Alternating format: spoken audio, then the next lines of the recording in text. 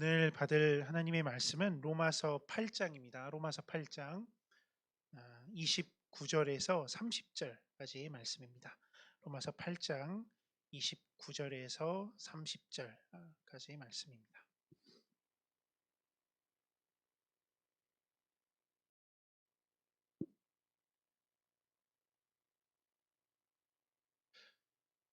네, 로마서 8장 29절에서 30절 우리 한 목소리로 함께 읽도록 하겠습니다.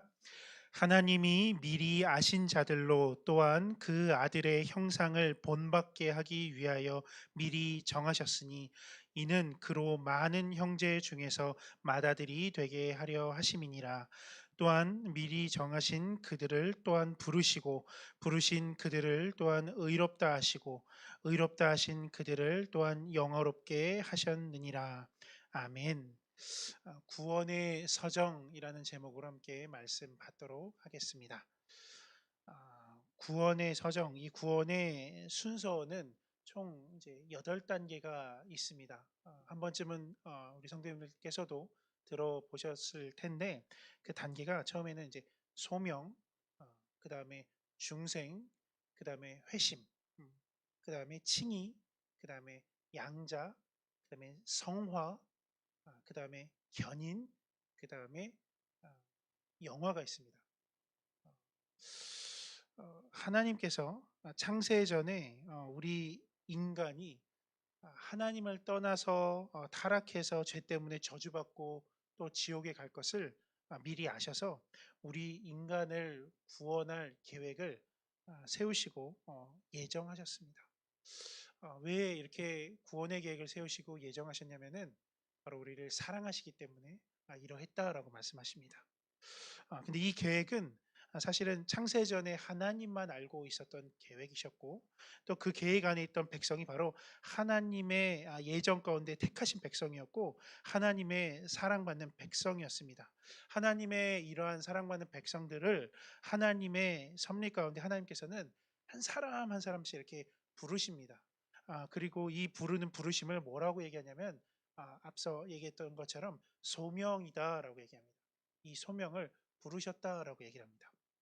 그리고 이 소명을 받은 성도를 중생하게 하십니다. 이 중생이라는 단어는 다시 태어나다 거듭나게 하다라는 말입니다. 중생하게 하시는데 이 중생케 한 사람을 회심시키십니다. 그리고 이 회심된 사람을 주님은 의롭다라고 말씀하십니다. 이 의롭다라고 말씀하시는 것을 우리는 보통 칭의라고 말합니다. 그리고 이 칭의된 백성, 의인이 된 백성을 하나님께서는 자녀다, 양자 삼았다라고 이렇게 말씀하십니다. 그리고 이 양자된 성도가 있는데 이 양자된 성도는 이제는 신분이 의인으로 바뀌고 하나님의 자녀로 이 신분이 바뀌었기 때문에 그 삶 또한 성화된 삶을 살아가게 됩니다. 그리고 하나님께서는 우리를 내 힘대로 내 의대로 열심대로 내가 성화되는 게 아니라 성화를 시켜주신 그 삶 가운데 하나님께서 우리를 견인시켜 주십니다.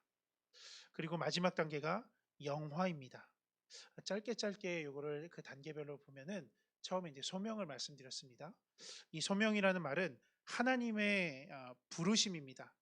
이 하나님께서 성도를 부르시는데 이 부르실 때에는 두 가지가 있습니다. 두 가지 부르심이 있는데 하나는 외적인 부르심이 있고 또 하나는 내적인 부르심이 있습니다. 서로 다릅니다.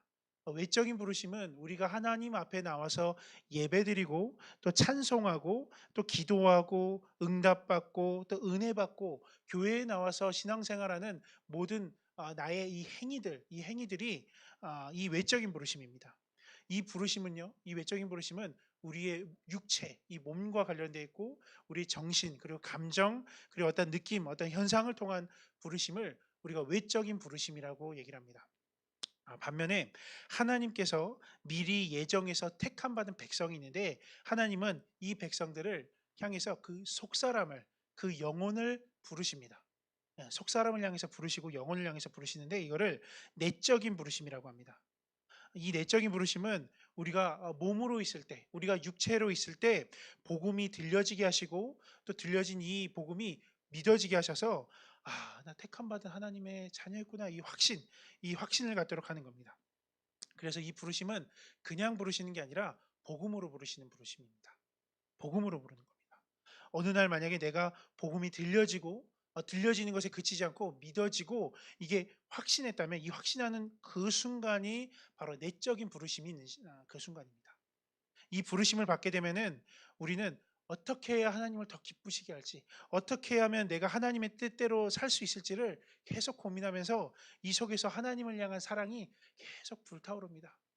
이거 어떻게 하면 좋을지 이게 주체할 수 없습니다. 이 사람들은 내적인 부르심을 받게 되는 거예요. 구원받기 전에는 누구든지 복음을 들을 수는 있습니다.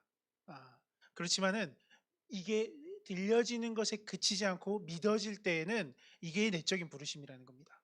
복음이 그냥 복음 앞에 나와서 그냥 들었을 때는 그저 듣고 이해하고 고개를 끄덕끄덕 할 때는 이 수준은 외적인 부르심입니다. 그렇지만 들려지고 나서 이게 믿어지고 이 확신까지 갖고 나를 위한 구원의 약속이었구나 이 말씀이 나를 위한 것으로 믿어진다면 이게 내적인 부르심이라는 겁니다. 영원한 천국으로 인도하기 위해서 부르시는 겁니다. 이거를 소명이다라고 말씀합니다. 그 다음 순서로는 이 복음을 듣고 믿어서 중생했다라고 말씀합니다. 이 중생은 거듭났다. 그리고 다시 태어났다라고도 말씀합니다. 이 다시 태어난 건데 어떻게 다시 태어난 거냐면은 이 의미가 위로부터 나왔다.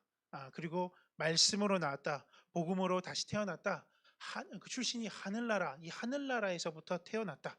속사람이 태어났다라는 의미가 바로 중생입니다. 다시 태어났다, 거듭났다라는 겁니다.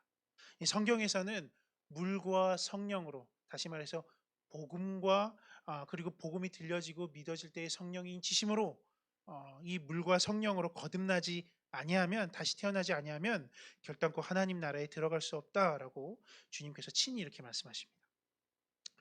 그 다음에는 회심이 있습니다. 이거를 믿음이라고도 말을 합니다. 근데 이 회심은 단번에 주신 믿음입니다. 이 단회적인 믿음입니다. 구원받은 믿음인데 이 믿음에도요 두 가지 믿음이 있습니다. 하나는 외적인 믿음이 있고 또 하나는 내적인 믿음이 있습니다. 이 외적인 믿음은 어떤 믿음이냐면 우리 삶 속에서 갖는 믿음이에요. 삶 속에서 많은 사람들이 믿지 못할 때에 그럼에도 불구하고 나는 믿는 겁니다. 나는 이 상황과 환경 속에서도 그럼에도 하나님께서 해주실 거라는 것을 어떤 믿는 믿음을 가지고 나아가는 겁니다. 이게 외적인 믿음입니다. 그렇지만은 이 삶의 믿음은 구원받는 믿음이 아닙니다. 반면에 내적인 믿음이 있습니다. 이 내적인 믿음은 뭐냐면은 복음을 믿고 구원받은 믿음. 나를 위한 말씀이거나 하는 이 믿음.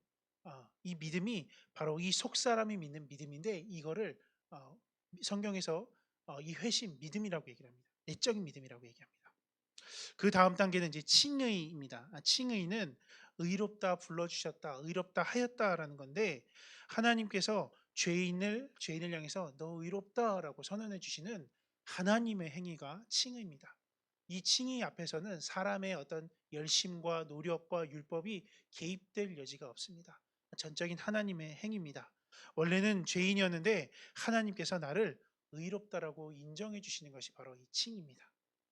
그 다음에 또 양자가 있습니다. 양자는 다른 말로 법정적으로 완전한 자녀라고 얘기해 주신 건데 합법적인 상속자를 말합니다.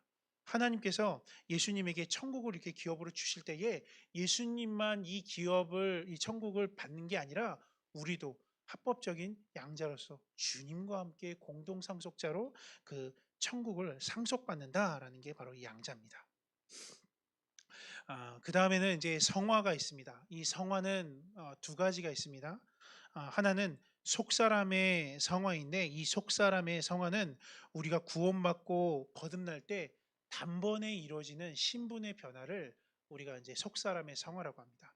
전에는 죄인이었는데 의인으로 바뀌는 변화. 전에는 본질상 진노의 자녀였는데 하나님의 자녀로 변화되는 이 신분의 변화가 속사람의 변화입니다. 이것을 이제 속사람의 성화라고 얘기를 하고 반면에 이제 겉사람의 성화가 있습니다. 이 겉사람의 성화는 구원을 받고 난 다음에 이 속사람이 바뀌고 나서 성화된 다음에 신분이 바뀌고 나서 이 겉사람이 이 육신이 이 말씀대로 살아가면서 조금씩 변화되는 것, 점진적으로 변화되는 것이 바로 이 겉사람의 성화입니다. 이 겉사람의 성화를 통해서 하나님께서는 우리를 인도하십니다. 구원받고 이 신분이 변화된 이 성도를 향해서, 자녀를 향해서 하나님께서 우리의 삶도 인도하시는데, 너의 삶도 내가 책임지고 보장해 주겠다. 이것은 바로 견인이라고 또 얘기를 합니다. 마지막으로는 이제 영화가 있습니다. 이 영화가 있는데, 우리가 성화를 하게 되면은, 이 성화 단계에서는 우리 속 사람은 변해서 이 속에 있는 이 알맹이가 새롭게 태어나고 변화됩니다. 바뀝니다. 그런데 겉 사람은 잘 안 바뀝니다. 안 바뀌어요. 예배 드릴 때 하나님 앞에서 우리가 말씀 드릴 때 우리가 좀 바뀌는 것 같습니다. 또 기도할 때도 때로는 그 말씀, 그 약속을 가지고 기도할 때도 하나님께서 새로운 마음을 주시는 것 같아서 또 바뀌는 것 같습니다.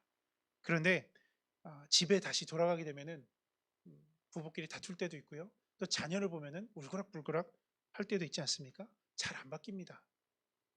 그래서 우리가 신앙생활을 하다가 시험 들고 힘든 이유가 뭐냐면, 구원받았는데도 내가 하나님의 뜻대로 살고 싶은데 왜 하나님 뜻대로 살게 되지 않지? 뜻대로 안 되어서 너무너무 고통스럽고 힘듭니다. 전쟁입니다. 내가 원하는 구원받은 사람의 삶은 이게 아닌데 나는 또 넘어져 있는 겁니다. 내 마음대로 안 됩니다. 잘 안 바뀝니다. 나부터가 안 바뀝니다. 그러면 언제 바뀌냐? 우리가 완벽하게 바뀌는 그날이 있는데, 그날이 언제냐면은 우리가 주님 계신 저 하늘나라로 돌아가는 그날에 완전하게 바뀌게 됩니다. 그날에 완전하게 성화가 됩니다. 그거를 영화라고 얘기를 합니다. 그때는 우리가 죄를 짓고 싶어도요, 죄를 짓지 못합니다. 이 육신의 몸을 벗어버리고 신령한 몸으로 바뀌게 되어서 모든 피조물들 다 흠모할 만한 그 영광스러운 몸으로, 찬란한 몸으로 바뀌게 된 그때가 바로 영화의 순간입니다. 여기서 속사람은 단번에 성화가 되고 겉사람은 그저 점진적으로 성화될 뿐입니다. 천국 갈 이 속사람은 단번에 거룩하게 되어서 그 신분이 바뀌지만은, 겉사람은요 사실은 세상을 살아갈 때 돈이 필요하게 되고, 또 돈을 쫓게 되고, 또 명예가 누군가가 또 인정해 주면은 그것을 부정하지 않습니다. 좋아합니다. 그리고 세상에서 오는 어떠한 쾌락도 나빠하지 않습니다. 그렇게 세상을 향해서 어떤 구원받았음에도 불구하고 어떤 욕심들이 다시 이 겉사람에서 스물스물 올라옵니다. 그런데도 불구하고요, 우리가 구원받게 되면은 겉사람도 조금씩 변화되어집니다. 이 변화됨을 통해서 어떻게 되냐면은, 이 땅에서 이루어지는 이 겉사람의 성화, 조금씩 변화되는 이 겉사람의 성화를 통해서 우리는 어떻게 되냐? 저 하늘나라에 가서 상급을 받는다라고 성경은 얘기합니다.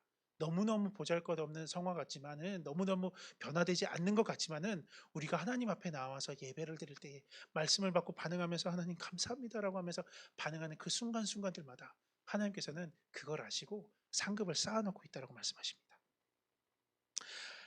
이 상급은 우리가 하늘나라에 가서야 결정되는 게 아니라, 이곳에서, 이 땅에서 예배드리고 말씀을 받고 그리스도인의 삶을 살아갈 때, 이 겉사람은 이 땅에서 기도 응답을 받고, 이 겉사람은 이 땅에서 축복을 받고, 이 속사람이 하늘나라 가서 상급을 받는다고 합니다.